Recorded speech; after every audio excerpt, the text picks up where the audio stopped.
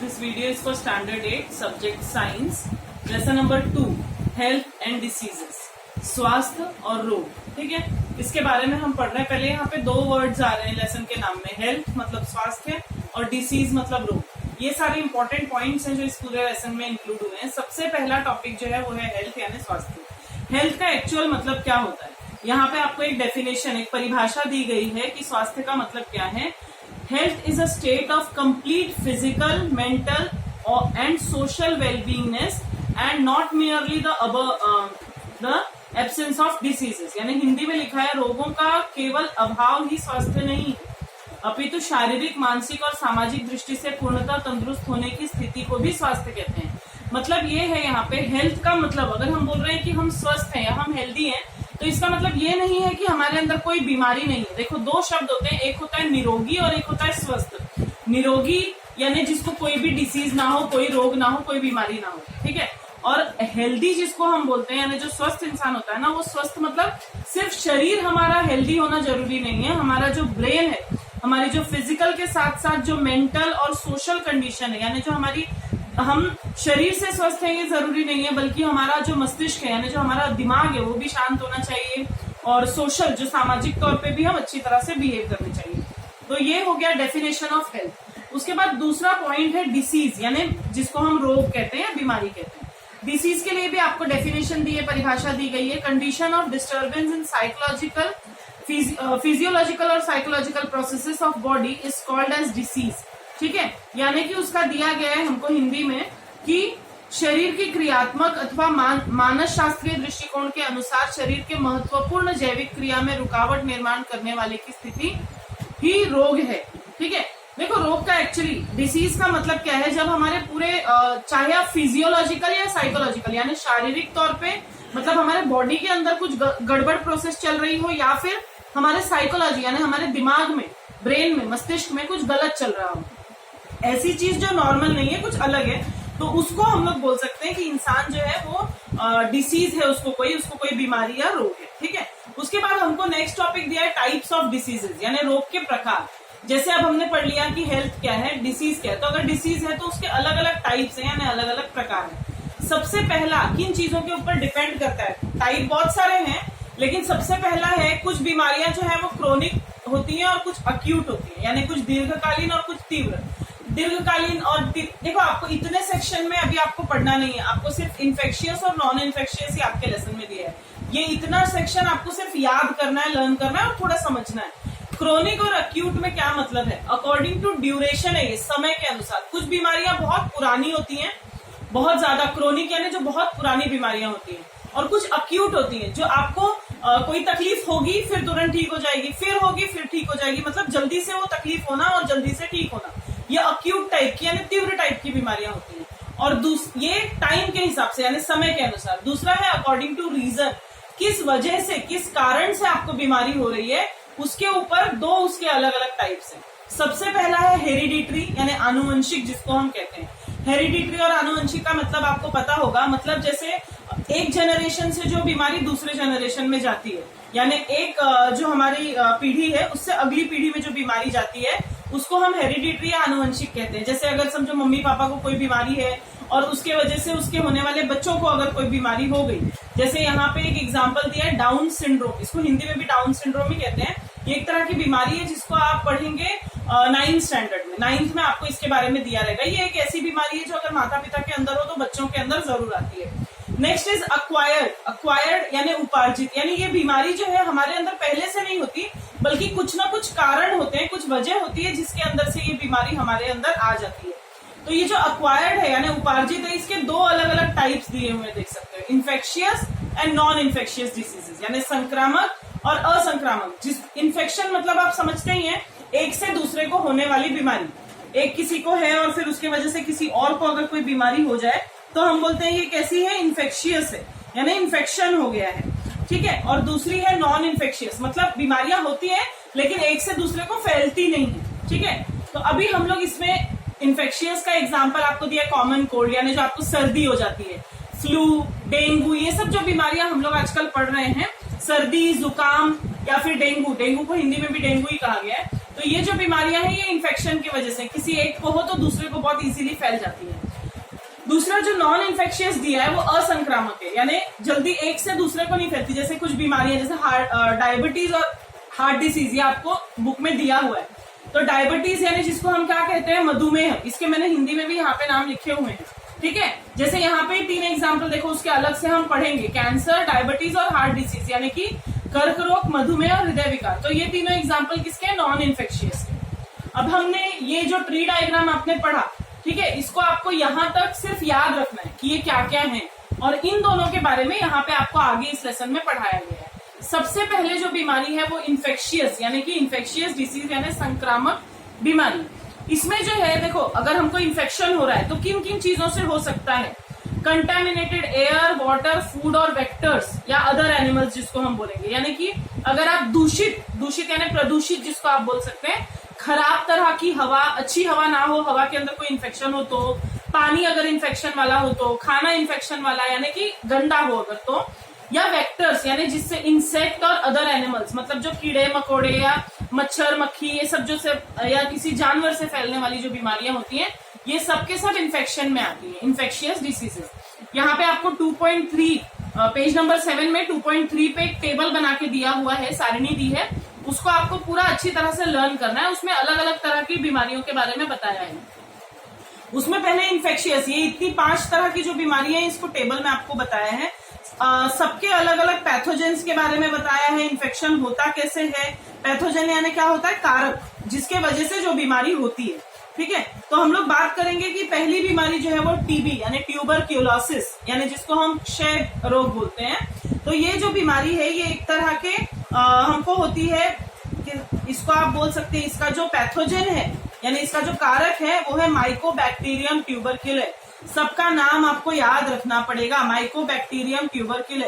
ये जो है इसका हिंदी में भी वही नाम है, क्योंकि इनके हिंदी में अलग से नाम नहीं दिए गए, तो आपको जो इंग्लिश वाले नाम है वो अच्छी तरह से याद रखना पड़ेगा। ये टेबल में दिया है, पहले बीमारी का नाम दिया है यानी रोग का, उसके बाद दिया है कि उसका रीजन क्या है, किससे फैलती है, उसके बाद किसके थ्रू फैलती है, और मतलब संक्रमण का माध्यम क्या है, उसके बाद उसमें क्या लक्षण है और क्या उसके उपाय या उपचार है, यानी कि क्या उसके सिम्टम्स हैं और किस तरह की उसको हम कैसे रोक सकते हैं, ठीक है। तो सबसे पहला जो बीमारी है वो टीबी, जिसको मैंने ट्यूबरक्यूलोसिस कहा, यानी क्षय रोग है। उसमें आपको दिया है माइकोबैक्टीरियम ट्यूबरक्यूले, यही नाम है उसके पैथोजन का यानी कारक का। इसमें कैसे कैसे ये, चलो ये पैथोजन से आपको बीमारी तो हो गई किसी को, लेकिन ये फैलेगी कैसे, दूसरे को कैसे होगी, बाय स्पिटिंग बाय पेशेंट। अगर कोई जो पेशेंट है, जो रोगी, अगर वो कहीं थूकता है, स्पिट करता है, तो उसके जो पैथोजेंस होते हैं यानी जो कारक होते हैं वो हवा में मिक्स हो जाते हैं, और फिर वो किसी और के अंदर, मतलब अब हवा के अंदर है तो जब हम सांस लेते हैं तो अंदर हमारे वो बॉडी में जा सकते हैं। तो ये हो गया उसका पैथोजन हो गया यानी कारक हो गया, और मोड ऑफ इन्फेक्शन यानी संक्रमण का माध्यम। उसके बाद दिया है उसका सिम्टम यानी लक्षण। अब हम एक एक करके बीमारियों के बारे में पढ़ेंगे, पहला हम टीबी पढ़ रहे हैं। सिम्टम यानी लक्षण, क्या क्या बीमारियां हैं, क्या क्या लक्षण है, क्या देख के पता चलेगा कि इसको कहीं टीबी तो नहीं है। उसके सिम्टम्स क्या क्या है, क्रोनिक कफ है, मतलब लंबे समय तक आपको खांसी आती रहेगी, ब्लडी स्पिटिंग यानी जब थूकेंगे तो थूक में खून निकलता है, ठीक है। इमेसिएशन, डिफिकल्ट ब्रीदिंग, मतलब कई बार क्या होता है हमको सांस लेने में तकलीफ या कुछ ऐसी तकलीफ होती है जो है, यानी कि ये किस चीज की सिम्टम्स है यानी लक्षण है, ये क्षय यानी कि टीबी के हैं। और इसको हम कैसे बचा सकते हैं, इसका उपाय और उपचार यानी प्रिवेंशन एंड ट्रीटमेंट। पहले तो प्रिवेंशन और ट्रीटमेंट में फर्क समझ लीजिए। प्रिवेंशन मतलब क्या होता है, कोई बीमारी हमको हो ही ना, इसके लिए जो हम इंजेक्शन डॉक्टर के पास से वैक्सीन लगवाते हैं या अपने हिसाब से हम ध्यान रखते हैं, तो वो हो गया प्रिवेंशन यानी कि हमारा जो उपाय है। और दूसरा है ट्रीटमेंट यानी इसको हम बोलते हैं उपचार, यानी अगर बीमारी हो गई तो आगे हमको क्या करना है। तो ये दोनों भी सेक्शन आपको दिया है। तो सबसे पहले तो प्रिवेंशन के लिए यानी कि उसके रोकथाम के लिए हमको क्या करना है, बीसीजी का वैक्सीन लगवाना है, बीसीजी का टीका जो होता है ना वो लगवाना होता है बचपन में। और आइसोलेशन ऑफ पेशेंट, अगर किसी इंसान को अगर टीबी हो गई यानी क्षय रोग अगर हो गया तो उसको क्या करना है, अकेलापन, मतलब उसको अकेले कहीं कमरे में रखना है, उसका ध्यान, उसकी छुई हुई चीजें किसी और को इस्तेमाल नहीं करनी है, ये सब चीजों का ध्यान रखना जरूरी है। और उसके बाद आजकल अगर आप देखेंगे तो बहुत सारी जगहों पे इसका इलाज चल रहा है।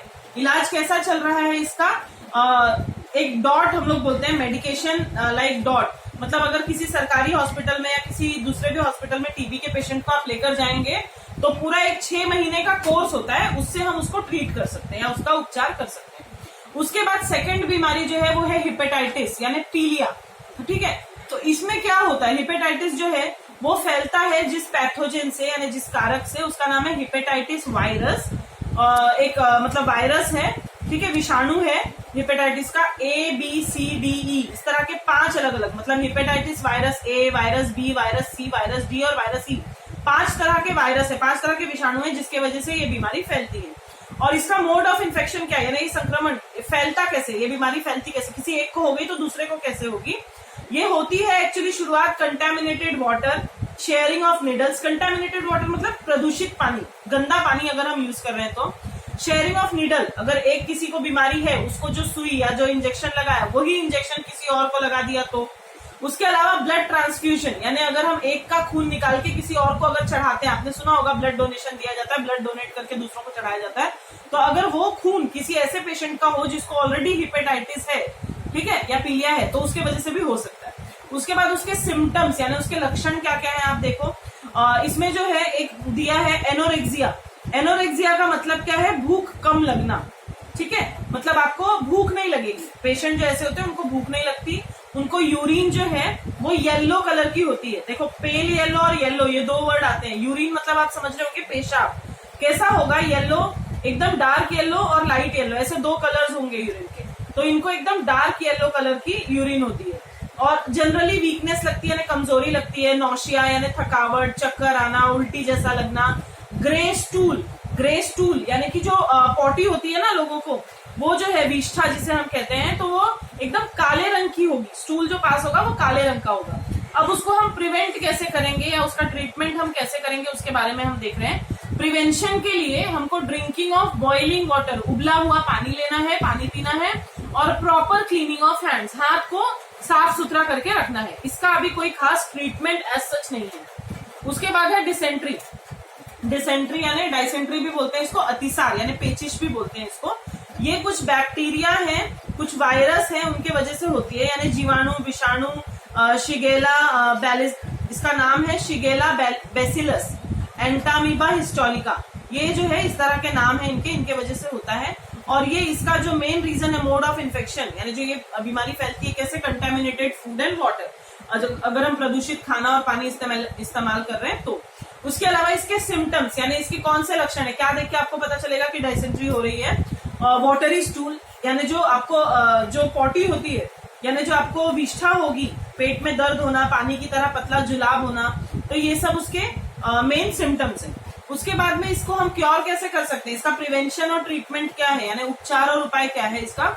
हमको उबला हुआ पानी पीना है, बॉइल्ड वाटर, और प्रॉपर स्टोरेज ऑफ फूड, जो हम खाना वगैरह रखते हैं उसको अच्छे से ढक के रखना है। और इन केस अगर किसी को ये तकलीफ हो रही है, किसी को अगर ये बीमारी हो रही है, तो हमको क्या करना है, ORS का कंजम्पशन। ORS आपको पता है एक ओरल आता है, पाउडर आता है, उसको पानी में मिला के। और अब तो ORS जो है वो लिक्विड में, मतलब लिक्विड फॉर्म में भी, जैसे आप ये पीते हैं ना, क्या बोलते हैं उसको, आप जूस वगैरह कोई पीते हैं तो वैसे टेट्रा पैक में भी आता है। उसके अलावा है अगली बीमारी जो है वो है क्लोरेला। क्लोरेला बीमारी है जिसको हम कहते हैं, sorry not chlorella, it is cholera. Cholera बीमारी है। कॉलेरा जो है उसे हम हैजा कहते हैं, ये बीमारी होती है। वो होती है जिस पैथोजन से या जिस कारक से होती है, उसका नाम है विब्रियो कॉलेरी, ठीक है। एक तरह का बैक्टीरिया है यानी जीवाणु है जिसे हम कहते हैं, और ये होता है गंदा खाना पानी से, मतलब वही कंटेमिनेटेड फूड और वाटर। इसमें हमको लक्षण क्या दिखाई देते हैं, सिम्टम्स क्या हैं, वॉमिटिंग होती है यानी उल्टी आती है, और उसके अलावा बहुत ज्यादा डायरिया यानी कि खाना नहीं पचता। उसके अलावा क्रैम्स इन लेग्स, मतलब आपके पैरों में जो है वो दर्द शुरू हो जाएगा। और इसको हम संभालेंगे कैसे, इसको हम क्या उपचार करेंगे, कैसे हम उसको प्रिवेंट करेंगे, इट इज फॉलोइंग हाइजीनिक। देखिए जितनी भी बीमारियां गंदे खाने और पानी से होती है उसके लिए साफ सफाई बहुत ज्यादा जरूरी है। तो हमको खुले में खाना नहीं रखना है, ढक के रखना है, पीने का पानी उबाल के पीना है। और उसके अलावा कॉलेरा जो बीमारी है उसके लिए एक वैक्सीन भी आता है यानी टीका भी लगाया जाता है। उसके बाद इसमें जो ये वाली बीमारी है इसका नाम है टाइफॉइड। टाइफॉइड आपको पता होगा, विषम ज्वर जिसको बोलते हैं। और इसका जो पैथोजन है दैट इज सेमोनेला टाइफी, इसका नाम है, बैक्टीरिया है। ठीक है।